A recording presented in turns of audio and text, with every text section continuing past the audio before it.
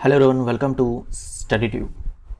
बढ़ेंगे हम लोग इस सीरीज में आगे और करेंगे इस वीडियो में इस सीरीज का सेट नंबर 94। ये इस पूरे सीरीज का सेट नंबर 94 है।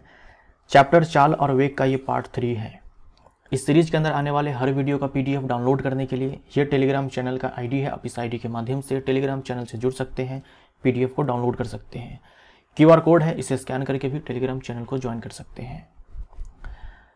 तो अब बढ़ते हैं वीडियो में आगे और करते हैं प्रश्नों को। पहला प्रश्न है, निम्न में से कौन कभी कभी शून्य भी हो सकता है? कभी कभी शून्य भी हो सकता है, इनमें से कौन है? औसत वेग है, तय की गई दूरी है, औसत चाल है, विस्थापन है।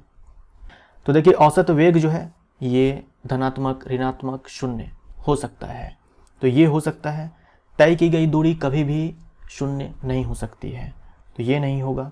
औसत चाल कभी भी शून्य नहीं हो सकती है, क्योंकि औसत चाल बराबर होता है टोटल डिस्टेंस बटे में टोटल टाइम। तो टोटल डिस्टेंस कभी शून्य नहीं हो सकती है और टाइम तो कभी शून्य होगा नहीं। तो इस प्रकार औसत चाल कभी भी शून्य नहीं होगा। लेकिन औसत वेग बराबर होता है टोटल डिस्प्लेसमेंट बटे में टोटल टाइम। तो डिस्प्लेसमेंट तो भैया शून्य हो ही सकता है। तो अगर डिस्प्लेसमेंट विस्थापन शून्य हो जाए तो औसत वेग शून्य हो जाएगा। विस्थापन शून्य हो सकता है, तो ई हमारा आंसर हो जाएगा उपर्युक्त में से एक से अधिक, है ना। देखिए, औसत वेग धनात्मक, ऋणात्मक और शून्य हो सकता है। विस्थापन भी धनात्मक, ऋणात्मक और शून्य हो सकता है। तो आंसर हमारा ई हो जाएगा। ई क्यों होगा? क्योंकि यहाँ पर ई और डी दोनों शून्य हो सकता है, तो प्रयुक्त में से एक से अधिक है, इसीलिए ई आंसर। वेग और चाल के संदर्भ में निम्न में से कौन सा कथन सत्य है? वेग और चाल के संदर्भ में निम्न में से कौन सा कथन सत्य है? एक गतिशील पिंड का वेग हमेशा इसके चाल से अधिक होता है। एक गतिशील पिंड का वेग हमेशा इसके चाल से अधिक होता है। क्या ये सही है? नहीं, ये गलत है। देखिए, जो औसत चाल होता है, औसत चाल जो होता है, इसके बारे में हम लोगों ने ये पढ़ा कि या तो ये वेग के, जो औसत वेग होता है, या तो इसके ये बराबर होता है या फिर इससे बड़ा होता है। तो यहाँ पर बोला गया है कि एक गतिशील पिंड का वेग हमेशा इसके चाल से अधिक होता है, गलत हो जाएगा। एक गतिशील पिंड का चाल हमेशा इसके वेग से अधिक होता है, हमेशा वेग से अधिक नहीं होगा, क्योंकि बराबर भी तो हो सकता है ना, तो ये भी नहीं होगा। वेग दिए गए दिशा में वस्तु की चाल है। वेग दिए गए दिशा में वस्तु की चाल है, ये बिल्कुल सही है।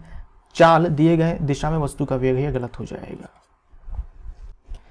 एक व्यक्ति 10 मीटर उत्तर की ओर और उसके बाद 20 मीटर पूर्व की ओर चलता है, उसका विस्थापन होगा। तो ये हमारा नॉर्थ होता है, ये साउथ होता है, ये वेस्ट होता है और ये ईस्ट होता है।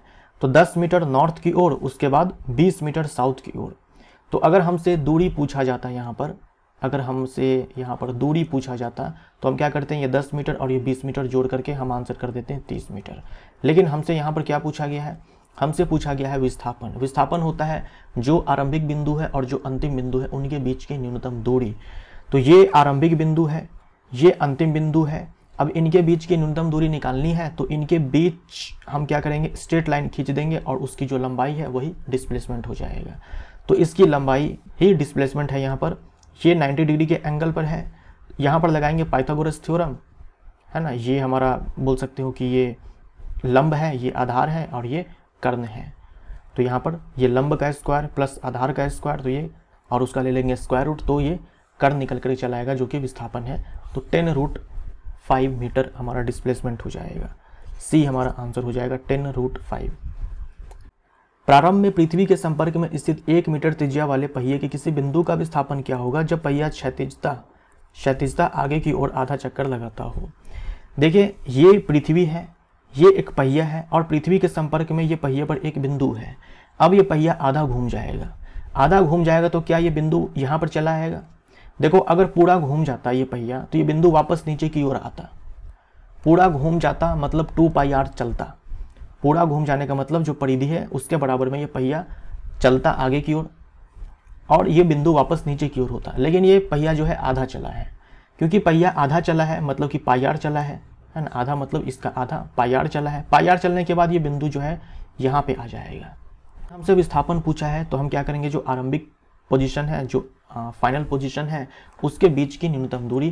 तो ये न्यूनतम दूरी निकालने के लिए हम क्या करेंगे, यहाँ से यहाँ स्ट्रेट लाइन खींचेंगे, जो इसकी लंबाई होगी वही विस्थापन हो जाएगा। तो ये वापस से वही सवाल हो गया ये है आधार, ये है लंब, तो स्क्वायर रूट के अंदर आधार का स्क्वायर प्लस लंब का स्क्वायर, तो ये है आधार पाई आर स्क्वायर। यहाँ पर आर के स्थान पर आप 1 डाल लोगे क्योंकि 1 मीटर जो है त्रिज्या है। यहाँ पर 2r स्क्वायर, यहाँ पर भी आर के स्थान पर 1 डालेंगे, तो यहाँ पर देखो ये हो जाएगा पाई स्क्वायर और ये 2 का स्क्वायर 4 हो जाएगा, तो डी हमारा आंसर हो जाएगा। यहाँ पर सही कर देना, ये पाई स्क्वायर प्लस 4 है, डी हमारा आंसर हो जाएगा। यदि कोई पिंड एक समान वेग से गति कर रहा है तो उत्पन्न त्वरण होगा। एक समान वेग से, अगर बोल दिया जाए कि एक समान वेग से गति कर रहा है तो त्वरण 0 हो जाएगा, 0 हो जाएगा। त्वरण बराबर क्या होता है, v माइनस यू बटे में टी। एक समान वेग मतलब जो आरंभिक वेग है वही अंतिम वेग है, तो ये ऊपर वाला 0 हो जाएगा। वैसे भी हम लोग जान चुके हैं ये चीज़ कि जो त्वरण है वो वेग में परिवर्तन की दर है, तो वेग में जब परिवर्तन हुआ ही नहीं, वेग एक समान है, तो त्वरण उत्पन्न नहीं होगा।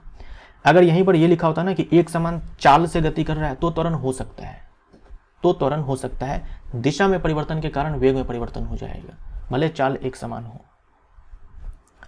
दिए गए समीकरणों में से किसे गति का समीकरण नहीं कहा जाता है। गति के 3 समीकरण होते हैं, इसे बोलते हैं यह गति का पहला समीकरण है, इसे बोलते हैं यह गति का दूसरा समीकरण है, इसे बोलते हैं गति का ये तीसरा समीकरण है।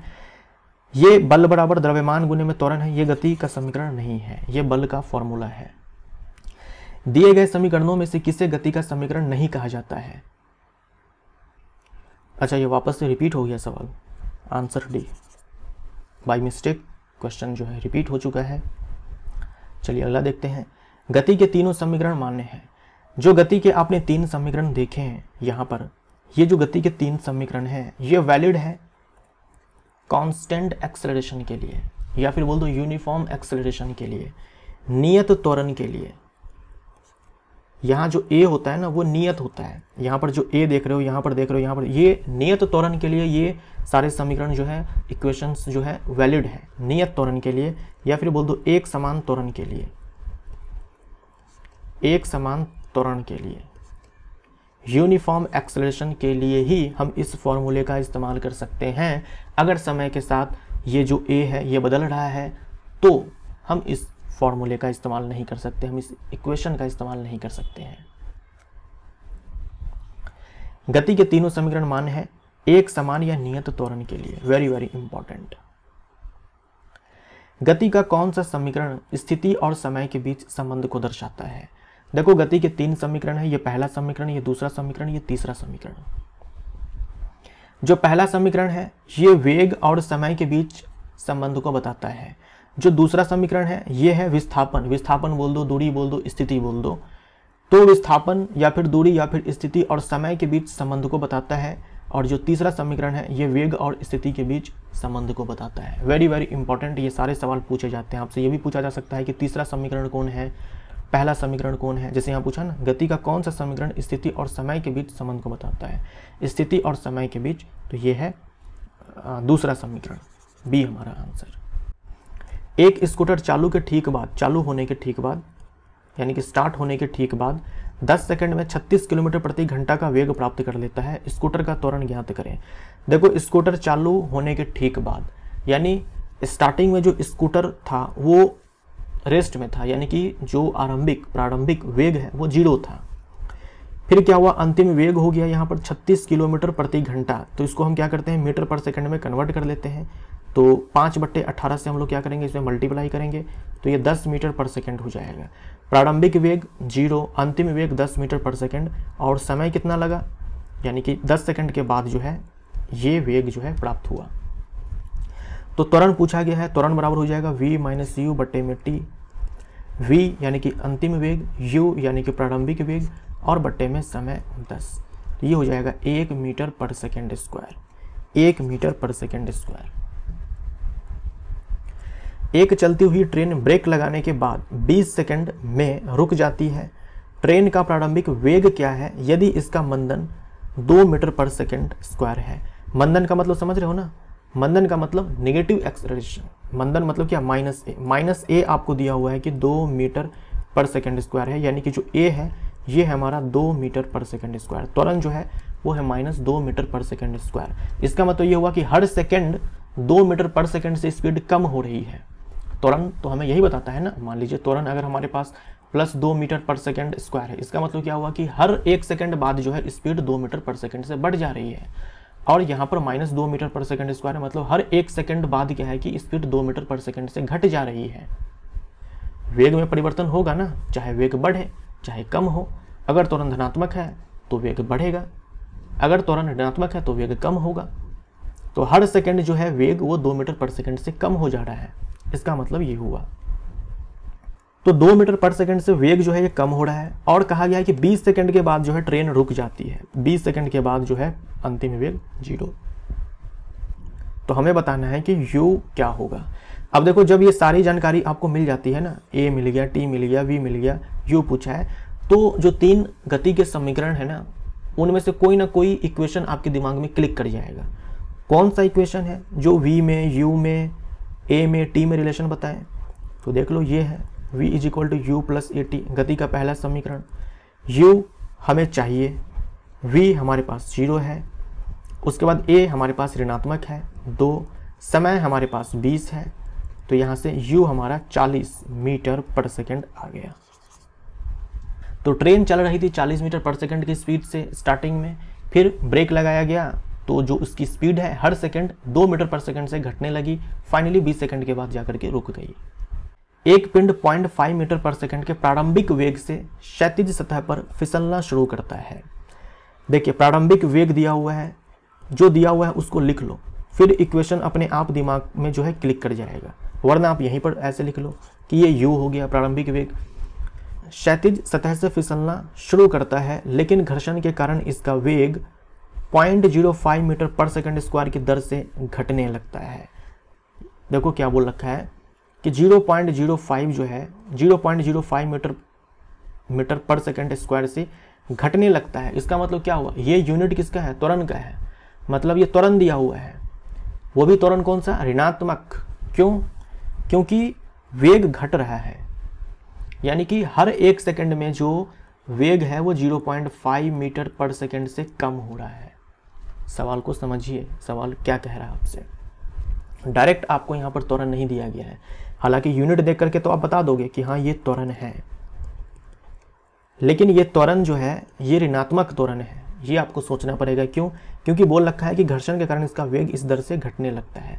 हर 1 सेकंड बाद जो है स्पीड इतने मीटर पर सेकंड से घट जा रही है। तो ये है ऋणात्मक त्वरण।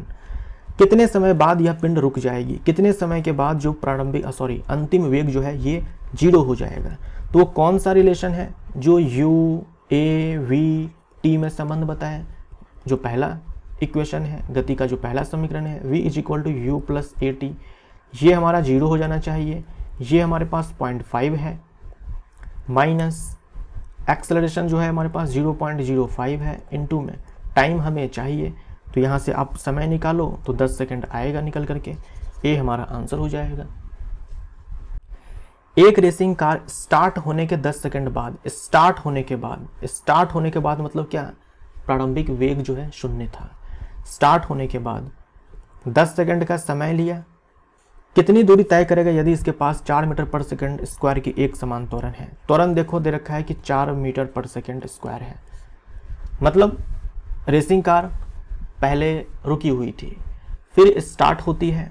स्टार्ट होने के 10 सेकंड बाद बताओ कि कितनी दूरी ये कार तय करेगी यदि उसके पास एक्सेलरेशन, एक समान एक्सेलरेशन, यानी कि पूरे 10 सेकंड तक जो है एक्सेलरेशन कितना था, 4 मीटर पर सेकंड स्क्वायर था। इसका मतलब क्या हुआ, यहाँ पर a बराबर +4 मीटर पर सेकंड स्क्वायर। इसका मतलब ये हुआ कि हर 1 सेकंड बाद इसकी स्पीड जो है 4 मीटर पर सेकंड से बढ़ जा रही है। हर 1 सेकंड के बाद 4 मीटर पर सेकंड से बढ़ जा रही है, यानी कि 1 सेकंड बाद स्पीड देखो तो 4 मीटर पर सेकंड, फिर दूसरे सेकंड 2 सेकंड बाद देखो तो 8 मीटर पर सेकंड, फिर 3 सेकंड बाद देखो तो 4 + 4 + 4 यानी कि 12 मीटर पर सेकंड। इस प्रकार से आप करते जाओ तो 10 सेकंड के बाद कितना मिलेगा, 40 मीटर पर सेकंड। 10 सेकंड के बाद इसके पास स्पीड कितनी होगी, 40 मीटर पर सेकंड। देखो हर 1 सेकंड बाद स्पीड 4 मीटर पर सेकंड से बढ़ती है, तो 10 सेकंड बाद कितनी हो जाएगी, 40 मीटर पर सेकंड। 40 मीटर पर सेकंड स्पीड हो जाएगी। ये समझ में आया? चाहो तो फॉर्मूला से निकाल सकते हो, v = u + at। ये तो मैंने ओरली आपको बता दिया कि हर 1 सेकंड बाद स्पीड जो है 4 मीटर पर सेकंड से इंक्रीज कर जा रही है, तो 10 सेकंड बाद कितनी होगी, 40 मीटर पर सेकंड। यहाँ पर ऐसे बना सकते हो, ये 0 हो जाएगा। ए हमारे पास जो है 4 है, समय हमारे पास 10 है, 40 मीटर पर सेकेंड। हालांकि हमसे पूछा गया था कि ये कार जो है 10 सेकंड बाद कितनी दूरी तय करेगी, तो s is equal to u t plus half a t square. ये तो हमारा 0 हो जाएगा क्योंकि u 0 है। a हमारे पास 4 है, समय हमारे पास 10 है, तो 10 गुने 10, 2 दूनी में 4, तो ये 200 मीटर हमारा आंसर हो जाएगा। 200 मीटर आंसर। आप चाहो तो ऐसे ही बना सकते हो, v square minus u square is equal to 2as। हमने यहाँ पर ये v निकाल लिया हुआ है, तो ये 4 का स्क्वायर हो जाएगा हमारे पास 1600। ये तो 0 हो जाएगा, बटे में 2 गुने में 4 गुने में हमें s चाहिए, तो यहाँ से ये 2 बटे में 16 800 हो जाएगा। फिर 4 से हम इसको काटेंगे तो ये 200 हो जाएगा। तो चाहे आप ऐसे बनाएं चाहे ऐसे बनाएं, लेकिन यहाँ पर एक स्टेप हमें ज़्यादा करना होगा। ये तो मैंने आपको बस समझाया है यहाँ पर कि ये जो a दिया हुआ है इसका क्या मतलब होता है, बाकी आपको बस ऐसे बनाना था। बी हमारा आंसर। 10 मीटर पर सेकंड की चाल से गतिशील है। 10 मीटर पर सेकंड की चाल से गतिशील एक स्कूटर 10 मीटर पर सेकंड की चाल से गतिशील एक स्कूटर ब्रेक लगने के बाद -0.5 मीटर पर सेकंड स्क्वायर त्वरण उत्पन्न करता है। एक स्कूटर जो इस स्पीड से चल रहा था, फिर क्या होता है कि ब्रेक लगता है, ब्रेक लगने के बाद इतना त्वरण उत्पन्न करता है। आई होप अब तक आपको समझ में आ गया होगा कि इस त्वरण का क्या मतलब है। इसका मतलब ये हुआ, ऋणात्मक त्वरण है ना, कि हर 1 सेकंड के बाद, देखो स्टार्टिंग में स्कूटर चल इस स्पीड से रहा था, लेकिन ब्रेक लगाया गया, तो अब हर 1 सेकंड के बाद जो इसकी स्पीड है वो 0.5 मीटर पर सेकंड से घट रही है। हर 1 सेकंड के बाद क्या होगा कि इसकी स्पीड 0.5 मीटर पर सेकंड से घट रही है। इसका मतलब ये हुआ। फाइनली ये जो स्कूटर है ये रुक जाता है, यानी कि अंतिम वेग 0 हो जाता है। रुकने से पहले स्कूटर कितनी दूरी तय करेगा। अब देखो हमारे पास u है, a है, v है, हमें s चाहिए, तो इन तीनों में रिलेशन कौन देता है, वेग और दूरी के बीच रिलेशन कौन देता है, गति का जो तीसरा समीकरण है, v square minus u square is equal to 2as। ये तो हमारे पास 0 हो जाएगा, ये हमारे पास 10 का स्क्वायर 100 हो जाएगा, 2 हो जाएगा, a हमारे पास कितना है -0.5 और s हमें चाहिए, तो s बराबर हो जाएगा -100 और बट्टे में 5 दूनी में 10 -1, यानी कि 100 मीटर। 100 मीटर हमारा आंसर हो जाएगा। एक बस अपनी गति को 10 सेकंड में 20 किलोमीटर प्रति घंटे से 50 किलोमीटर प्रति घंटे तक बढ़ा देती है, उत्पन्न त्वरण ज्ञात करे।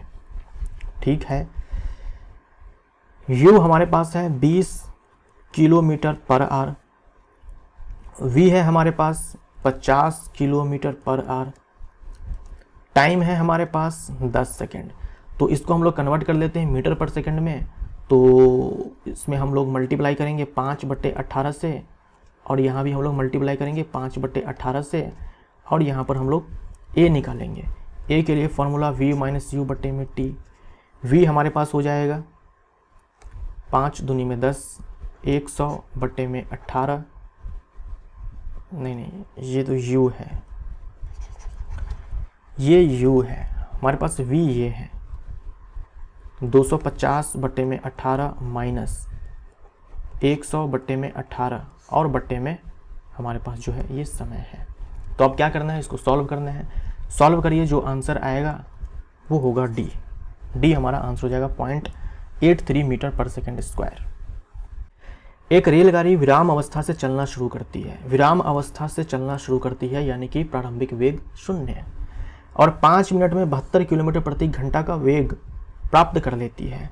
5 मिनट ये ट्रेन चलती है, रेलवे स्टेशन पे मान लो रेलगाड़ी लगी हुई थी, ट्रेन लगी हुई थी, फिर वो चलना शुरू करती है। 5 सेकंड के बाद पता चलता है कि अब उसके पास जो वेग है वो है 72 किलोमीटर प्रति घंटा। इसमें हम मल्टीप्लाई करेंगे 5/18 से, तो ये हो जाएगा 18 चौक 72 4 5 20, यानी कि 5 सेकंड बाद पता चलता है कि जो अब ट्रेन के पास वेग है वो है 20 मीटर पर सेकंड। रेलगाड़ी द्वारा उत्पन्न त्वरण, फिर से सिंपल सवाल, v माइनस यू बटे में t। v हमारे पास 20 है, u 0 हो जाएगा, टाइम हमारे पास 5 है, तो ये 4 मीटर पर सेकंड, सॉरी हमारे पास जो टाइम है ना वो मिनट में है, मिनट में, तो इसको 60 से मल्टीप्लाई करके सेकंड में कन्वर्ट करेंगे।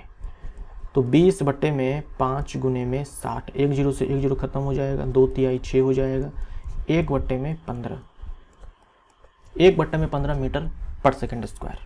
ठीक है, कोई ऑप्शन जो है यहाँ पर सही नहीं है। उत्तर जो है हमारा वो 1/15 मीटर पर सेकंड स्क्वायर ही आएगा।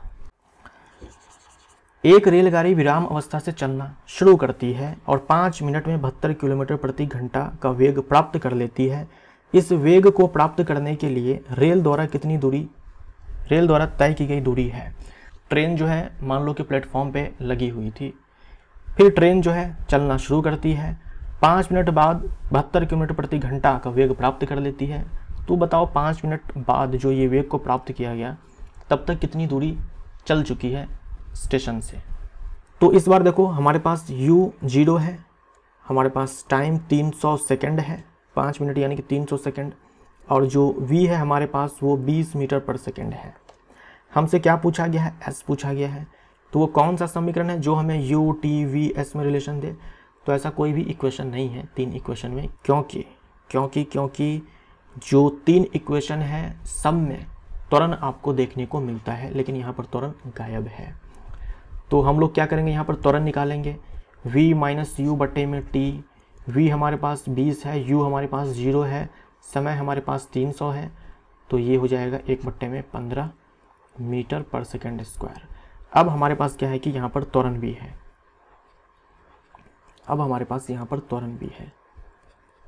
अब s बताओ। अब हम निकाल सकते हैं यहाँ से s is equal to u t plus half a t square. ये 0 हो जाएगा। a का मान हमारे पास 1/15 है, टाइम हमारे पास है 300 सेकेंड, तो 300 और गुने में 300, तो ये हम काटेंगे इसको, 15 दूनी में 30, ये 20 हो जाएगा। फिर 2 से हम इसको उड़ाएंगे, 2 दहाई का 10, तो ये 3000 मीटर हो जाएगा। 3000 मीटर को हम बोल सकते हैं ना 3 किलोमीटर, तो देख लो 3 किलोमीटर हमारे पास है। आप चाहो तो इससे भी बना सकते हो, v square minus u square is equal to 2s, आप इससे भी बना सकते हो। कोई कार एक समान रूप से त्वरित होकर 5 सेकंड में 18 किलोमीटर प्रति घंटा से 36 किलोमीटर प्रति घंटा की गति प्राप्त करती है। इतने समय में कार द्वारा तय की गई दूरी है। तो सबसे पहले हम लोग त्वरण निकाल लेते हैं, क्योंकि जो गति के 3 समीकरण हैं सारे में जो है त्वरण है, तो त्वरण चाहिए। तो त्वरण के लिए हमारे पास जो सूत्र है वो है v माइनस यू बटे में t। अब देखो v है हमारे पास 36 किलोमीटर प्रति घंटा, इसको हम मीटर पर सेकंड में कन्वर्ट करेंगे, तो इसमें हम लोग गुना करेंगे 5/18 से, तो 18 दूनी 36, 10 मीटर पर सेकंड हो जाएगा। u हमारे पास ये है, तो ये हो जाएगा हमारे पास कितना, 5 मीटर पर सेकंड। 18 किलोमीटर प्रति घंटा को हम लोग कन्वर्ट करेंगे मीटर पर सेकंड में, तो 5/18 से गुना करेंगे, 18 से 18 खत्म हो जाएगा, तो 5 मीटर पर सेकंड। बट्टे में टाइम है हमारे पास 5 सेकंड, तो ये हो जाएगा हमारे पास 1 मीटर पर सेकंड स्क्वायर। ये त्वरण आ गया। अब देखो हमारे पास v है, हमारे पास u है, हमारे पास a है, हमारे पास t है, हमें चाहिए तय की गई दूरी। तो हम लगाएंगे यहाँ पर s is equal to u t plus half a t square. आप चाहो तो v square minus u square is equal to as भी लगा सकते हो। हम यहाँ पर ये वाला सूत्र लगाते हैं, तो u हमारे पास कितना है 5, टाइम हमारे पास कितना है 5, प्लस हाफ a हमारे पास 1 है, टाइम हमारे पास है 5, तो 5 गुने में 5 हो जाएगा। ये 50-25 हो जाएगा, ये 50-25, 25 बट्टे में 2 हो जाएगा, ये हो जाएगा 50, 50 प्लस 25 75, 75 बट्टे में 2, तो 75 का आधा कितना होता है 37.5 होता है, 37.5 मीटर। बी हमारा आंसर हो जाएगा। कोई बस विराम अवस्था से चलना प्रारंभ करती है, यानी कि u हमारे पास 0 है, तथा 2 मिनट तक 0.51 मीटर पर सेकंड स्क्वायर के एक समान त्वरण से चलती है। विराम अवस्था से चलना शुरू करती है और 2 मिनट तक यानी कि 120 सेकंड तक जो है इस त्वरण के साथ चलती है, इस एक समान त्वरण के साथ चलती है। इसका मतलब क्या हुआ, शुरू में जो बस है वो रुकी हुई थी, फिर चलना शुरू करती है और त्वरण ये है। इसका मतलब ये हुआ कि हर 1 सेकंड बाद जो है इसकी स्पीड 0.1 से बढ़ जाती है, इसकी स्पीड जो है 0.1 मीटर पर सेकंड से बढ़ जाती है। तो 120 सेकंड तक यही काम होता है कि हर अगले सेकंड जो है स्पीड 0.1 मीटर पर सेकंड से बढ़ती जाती है। इतने समय बाद बस की चाल और तय की दूरी है, मतलब 120 सेकंड के बाद बताओ कि जो स्पीड है वो कितनी हो चुकी होगी, यानी कि v बताओ कि क्या होगा, और इतना ही नहीं s भी बताओ कि क्या होगा, यानी 120 सेकंड में डिस्टेंस कितनी कवर कर लेगी ये बस। तो ये तो बहुत ही आसान है कि हर 1 सेकंड बाद स्पीड 0.1 मीटर पर सेकंड से बढ़ जाती है, तो 120 सेकंड में कितनी, 120 सेकंड बाद जो स्पीड हो जाएगी इसमें मल्टीप्लाई कर दो, यानी कि v is equal to u plus 80। u हमारे पास 0 है, a हमारे पास 0.1 है, टाइम हमारे पास 120 है, तो ये 12 मीटर पर सेकंड, यानी 120 सेकंड बाद जब हम बस की स्पीड देखेंगे ना तो वो 12 मीटर पर सेकंड रही है होगी। अब हमें s चाहिए, s के लिए हम लगाएंगे ut plus half AT square, ut plus half AT square, या फिर हम ये भी लगा सकते हैं v square minus u square is equal to 2as। देखो ये तो 0 हो जाएगा, v हमारे पास 12 निकल करके आ चुका है, तो 12 का स्क्वायर 144 हो जाएगा, बाकी ये 2 है, a का मान 0.1 है और ये बराबर s हो जाएगा। 2 से इसको ख़त्म करेंगे तो 2 सत्ते 14, 2 दूनी 4, तो ये 720 मीटर निकल करके आएगा s। आप इससे भी बना सकते हो, ये ut ख़त्म हो जाएगा, 0 हो जाएगा क्योंकि u हमारे पास 0 है, हाफ a का मान जो है 0.1 है, समय हमारे पास 120 है, तो 120 गुने में 120, 2 से हम इसको ख़त्म करेंगे, 2 छक 12, अब ये 12 छक 72 हो जाएगा, उस पर 2 जीरो डालेंगे, यहाँ पर 0.1 से मल्टीप्लाई होगा तो एक अंक के बाद दशमलव आएगा यहाँ पर, तो 720 मीटर। चाहे आप ऐसे बना लो चाहे ऐसे बना लो, तो 12 मीटर पर सेकंड और 720 मीटर, सी हमारा आंसर। किसी कार पर ब्रेक लगने पर वह गति के विपरीत दिशा में 6 मीटर पर सेकंड स्क्वायर का त्वरण उत्पन्न करती है। जैसे मान लीजिए कोई कार चल रही थी, ठीक ना, मान लो ये कार है जो इस दिशा में चल रही थी, किसी भी स्पीड से चल रही थी, फिर ब्रेक लगाया गया, ये मान लो चलने की दिशा ये थी, ये चलने की दिशा है, फिर ब्रेक लगाया गया, ब्रेक लगाने के बाद जो है गति के विपरीत दिशा में त्वरण उत्पन्न होती है, यानी ये चल इधर रही थी और इस डायरेक्शन में जो है त्वरण उत्पन्न होती है। ये त्वरण कितनी है, 6 मीटर पर सेकंड स्क्वायर। जब भी बोल दे कि गति के विपरीत दिशा में त्वरण उत्पन्न हो रही है, मतलब वो त्वरण जो है आपको ऋणात्मक लेनी है। अगर गति की दिशा में त्वरण है तो त्वरण धनात्मक, अगर गति के विपरीत दिशा में त्वरण है तो त्वरण ऋणात्मक। मतलब सवाल में आपसे ये कहा जा रहा है कि जो ब्रेक लगाया गया ना, उसके बाद स्पीड जो है कार की हर 1 सेकंड में 6 मीटर पर सेकंड से घट रही है। हर 1 सेकंड में जो है स्पीड 6 मीटर पर सेकंड से घट रही है, यानी एक समान दर से जो है स्पीड घट रही है। वो एक समान दर क्या है कि हर 1 सेकंड बाद जो है स्पीड 6 मीटर पर सेकंड से घट जा रही है। ये आपसे कहा गया है ब्रेक लगाने के बाद, जो भी स्पीड से ये बस जो है चल रही थी ना, कार चल रही थी, ब्रेक लगाने के बाद हर 1 सेकंड बाद जो है 6 मीटर पर सेकंड से स्पीड घट रही है। यदि कार ब्रेक लगाए जाने के बाद रुकने में 2 सेकंड का समय लेती है, फाइनली ब्रेक लगाने के बाद अगर स्पीड घट रही है तो घटते घटते जो है ये कार की जो स्पीड है वो 0 हो जाती है, और ये टाइम लगता है कितना 0 होने में, 2 सेकंड का वक्त लगता है। उतने समय में तय की गई तय दूरी की गणना करें। हमारे पास a है, हमारे पास v है, हमारे पास t है। गति के जो 3 समीकरण हैं सारे में जो है u होता है ना, v बराबर u प्लस AT, s बराबर ut plus half AT square, v square minus u square. तो हम सबसे पहले क्या करते हैं ना कि यहाँ पर u निकाल लेते हैं। v is equal to u plus AT से हम लोग क्या करते हैं कि u निकालते हैं। v हमारे पास 0 हो जाएगा, u हमें चाहिए, a जो है हमारे पास -6 है और समय जो है यहाँ पर 2 है। यहाँ से u आ गया 12 मीटर पर सेकंड, यानी जो कार है ना वो इस स्पीड से चल रही थी। फिर ब्रेक लगाया गया, ब्रेक इस प्रकार से लगाया गया कि हर 1 सेकंड बाद इसकी स्पीड जो है 6 मीटर पर सेकंड से घट जा रही थी। इसीलिए देखो 1 सेकंड में 6 मीटर पर सेकंड घट जाए तो बचा 6 मीटर पर सेकंड, फिर 1 सेकंड के बाद वो भी खत्म, इसीलिए 2 सेकंड के बाद जो है कार रेस्ट में आ गई। अब हमसे पूछा है कि स्पीड बताओ, तो s is equal to ut plus half AT square. u हमारे पास 12 है तो 12, टाइम हमारे पास 2 है, प्लस हाफ हो जाएगा, a का मान हमारे पास कितना है -6 है, -6, और समय हमारे पास 2 सेकंड है तो 2 का स्क्वायर 4 हो जाएगा, तो ये 24 हो जाएगा।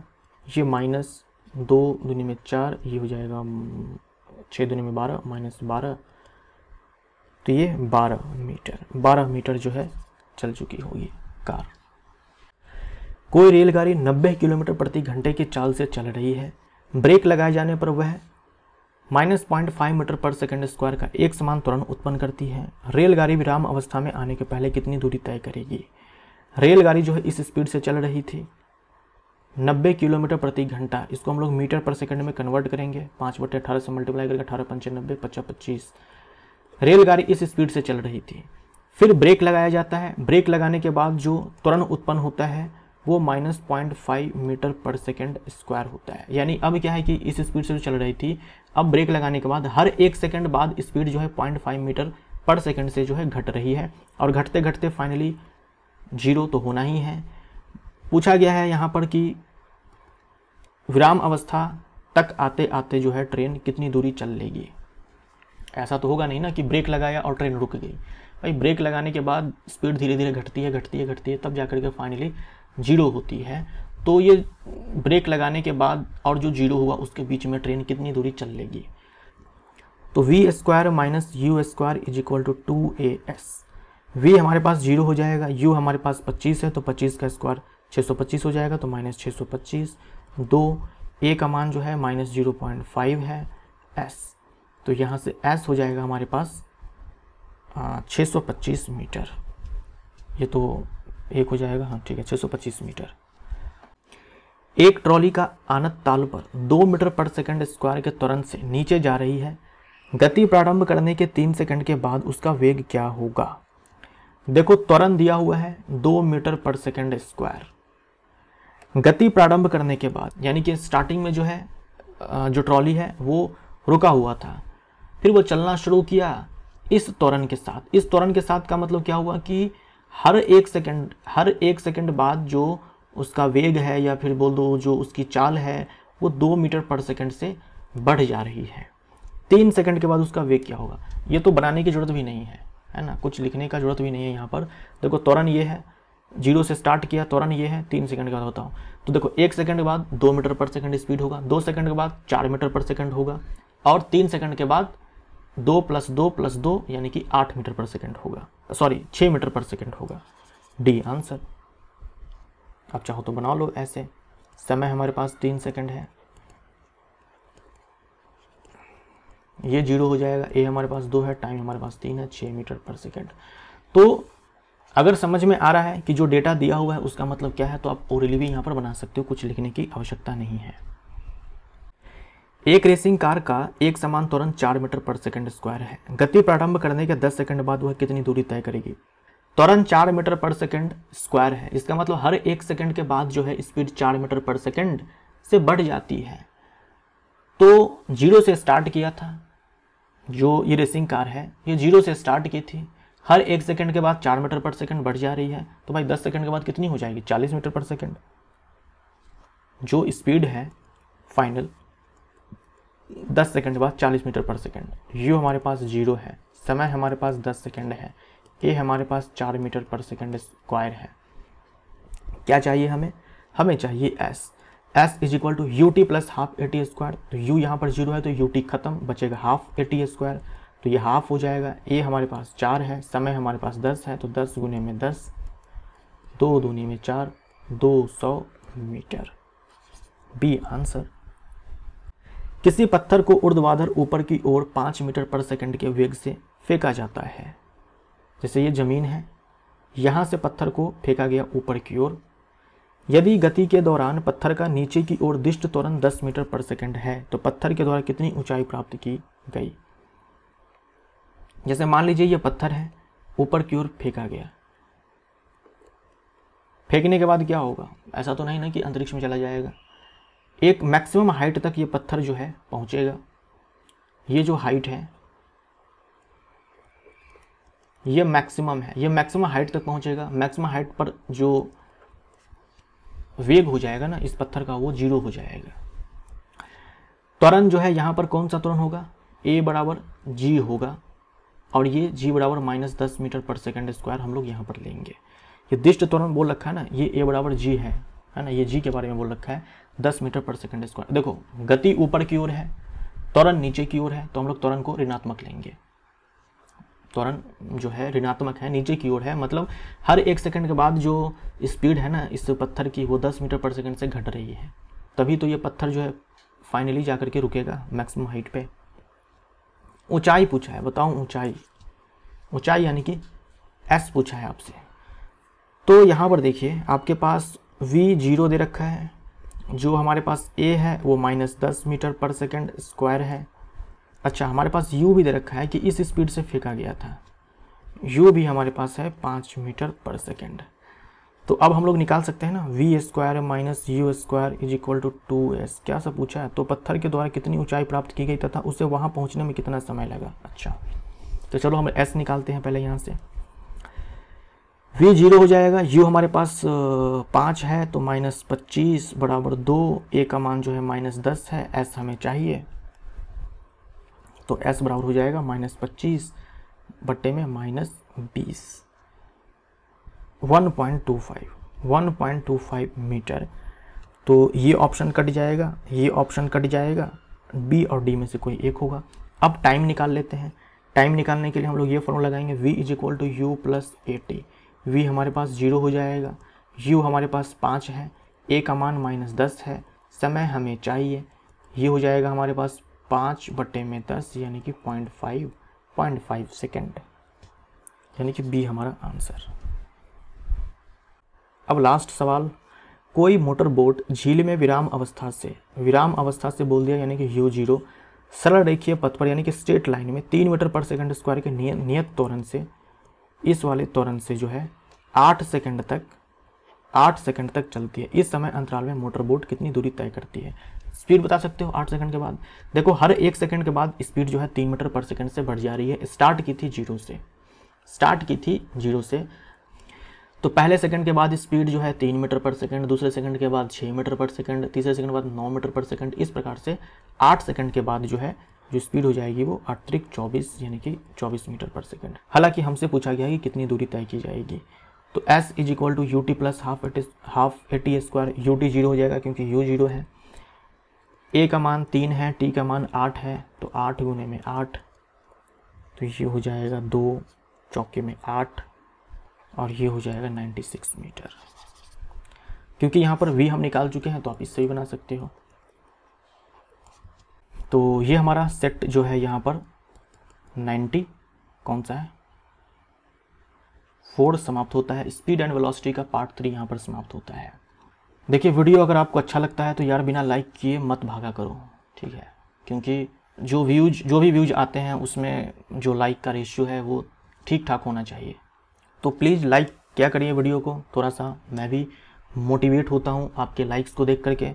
ज़्यादा वीडियो पसंद करते हैं तो फिर वीडियो बनाने का मज़ा ही कुछ और होता है। तो ज़्यादा स्वार्थी ना बने, वीडियो देखकर भागना नहीं है। वीडियो पसंद आए तो लाइक करें और ना पसंद आए तो डिसलाइक करें, अपने फीलिंग को एक्सप्रेस करें। मिलते हैं अगले पार्ट में, तब तक के लिए थैंक यू सो मच।